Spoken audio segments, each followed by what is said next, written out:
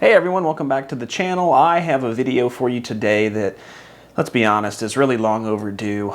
This is probably the most frequent question I get on the channel consistently. I get it all the time.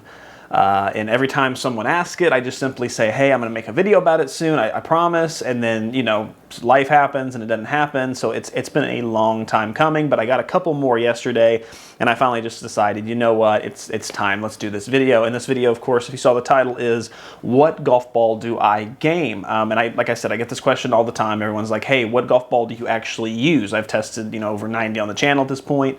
And people are like, well, what do you use when you go to the course? What's the best one you've tested?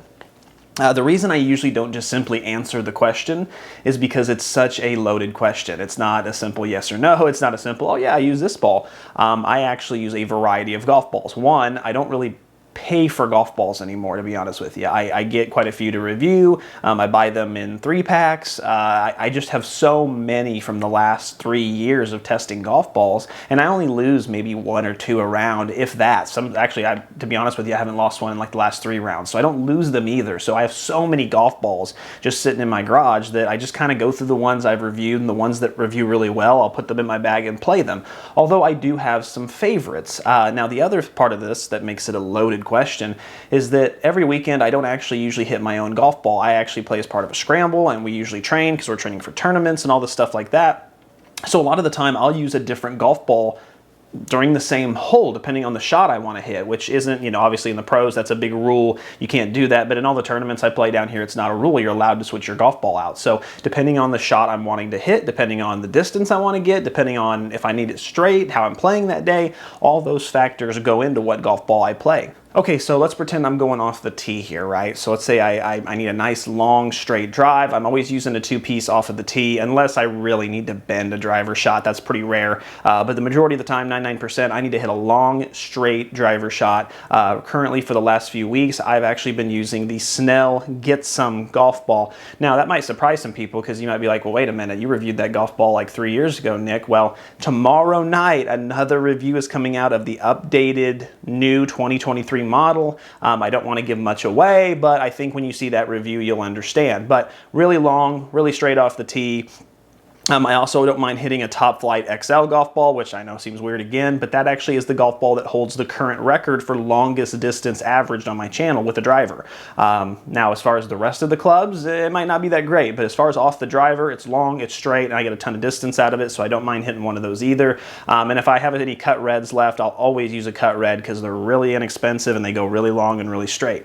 All right, now here's where I get a little less picky, to be honest with you. When it comes to the approach shot, really, I'm going to switch to a 3-piece at that point. Now, there is a chance that sometimes I come out and my game is just flat. If I come out and my game is flat, I'm not striking the iron well, I'm hitting some off the inside, off the toe, I'm just getting sporadic, I'm getting too much draw, too much fade. I will switch to a 2-piece golf ball and I'll do, you know, something like the Cut Red or the Snell Get Some, currently is what I've been playing, or something else that has a lot of forgiveness, a Wilson Zip, something like that if I'm having a horrendous day. But most of the time I don't. Most of the time I strike the irons pretty decent.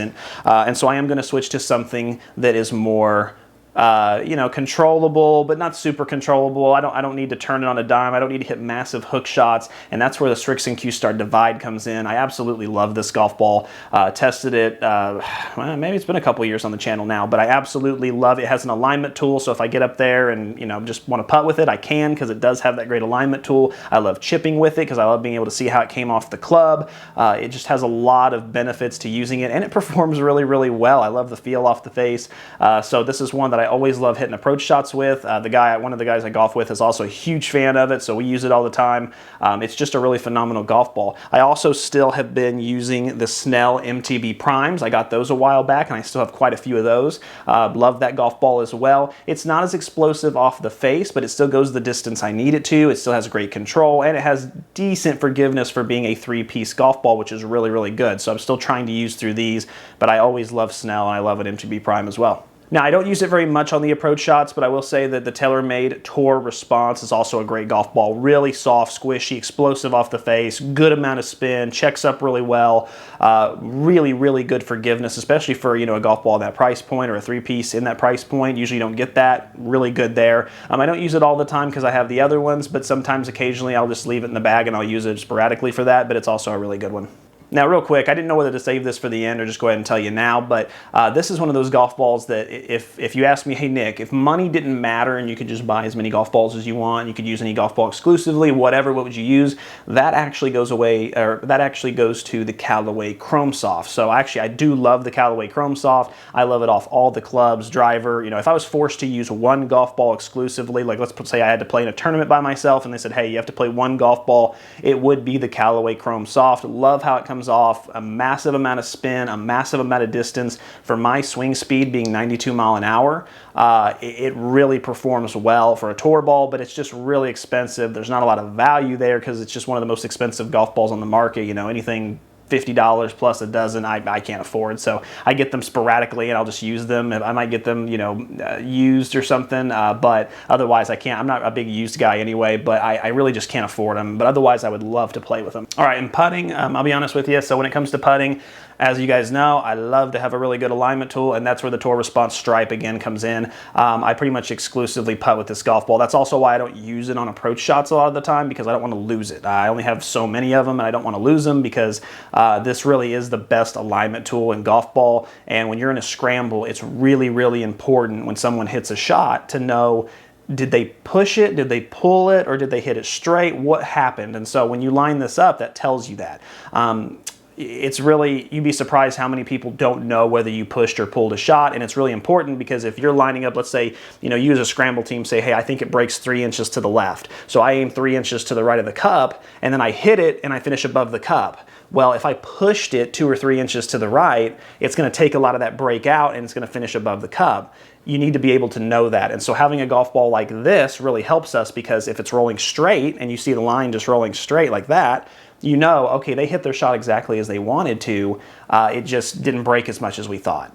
But if it's doing, you know, this number and just all over the place, then you know, okay, it wasn't a great strike, didn't hit it very well. Was it a push? Was it a pull? It helps us gauge that. And so that's why this golf ball pretty much I use exclusively for putting. However, in a close second, like I said earlier, I will gladly use this one as well, because it does the same thing. You can line it up like that. And if the golf ball is just rolling nice and smooth like this, you can see. Otherwise, if it's doing kind of one of these numbers, you'll notice it pretty easily. It's pretty easy to see.